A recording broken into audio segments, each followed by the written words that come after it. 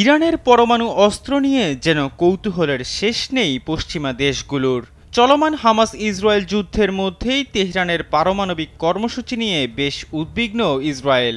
এর মধ্যেই মধ্যপ্রাচ্যের শিয়া সংখ্যাগরিষ্ঠ দেশটির পরমাণু অস্ত্র লাভের সম্ভাব্যতা নিয়ে জোরালো আলোচনা শুরু করেছে পশ্চিমা সংস্থাগুলো।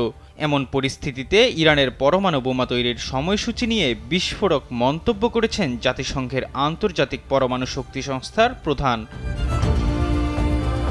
জার্মান সংবাদ মাধ্যম ডয়েচে ভেলেকে দেয়া এক সাক্ষাৎকারে আন্তর্জাতিক পরমাণু শক্তি সংস্থা তথা IAEA এর প্রধান রাফায়েল গ্রোসি জানান, পরমাণু বোমা তৈরির উপযুক্ত ইউরেনিয়াম সমৃদ্ধ করতে ইরানের আর মাত্র 1 সপ্তাহ সময় লাগবে।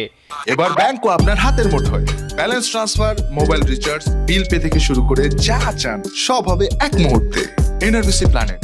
তবে এ সময়ের মধ্যে ইরান পরমাণু অস্ত্র তৈরি করে ফেলবে বা এরই মধ্যে দেশটির কাছে পরমাণু অস্ত্র রয়েছে এমনটা সত্যি নয় বলে মন্তব্য করেন গ্রোসি।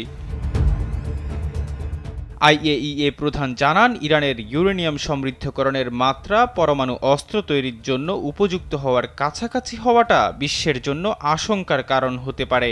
তবে তেহরানের কাছে এখন পারমাণবিক অস্ত্র রয়েছে এমন কোনো সরাসরি প্রমাণ নেই।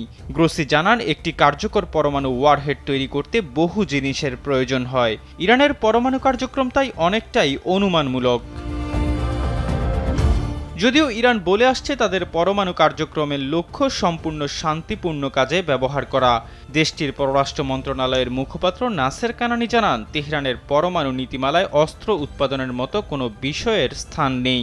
এমন পরিস্থিতিতে দেশটির পরমাণু প্রকল্পে জাতিসংঘের পর্যবেক্ষকদের প্রবেশাধিকার বাড়ানোর অনুরোধ জানান রাফায়েল গ্রোসি।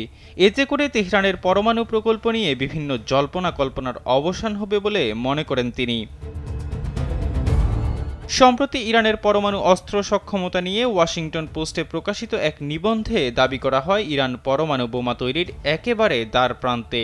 ইরানের সঙ্গে করা পরমাণু চুক্তি থেকে বেরিয়ে এসে বিরাট ভুল করেছে ট্রাম্প প্রশাসন, যার সুযোগ নিয়ে জাতিসংঘ ও আন্তর্জাতিক পর্যবেক্ষকদের নজর এড়িয়ে পরমাণু অস্ত্র তৈরির পথে এগিয়ে যাচ্ছে দেশটি। বর্তমানে নিজেদের নাতাঞ্জ ও ফেরদো পরমাণু প্রকল্পে 60% পর্যন্ত ইউরেনিয়াম সমৃদ্ধ করছে ইরান। পরমাণু অস্ত্র তৈরি করতে প্রয়োজন ন্যূনতম 90% সমৃদ্ধ uranium.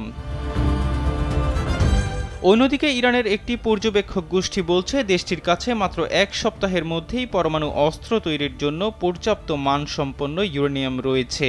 Institute for science and international সিকিউরিটির এক প্রতিবেদনে বলা হয়, তেহরান 1 মাসে মোট 6টি বোমা তৈরি করতে পারে। জাতিসংঘের পরমাণু শক্তি সংস্থা জানায়, 2023 সালের শেষ নাগাদ অন্তত 3টি পরমাণু বোমা তৈরির মতো যথেষ্ট ইউরেনিয়াম সমৃদ্ধ করেছে তেহরান। ইহসান আব্দুল্লাহ, কালবেলা ডেস্ক।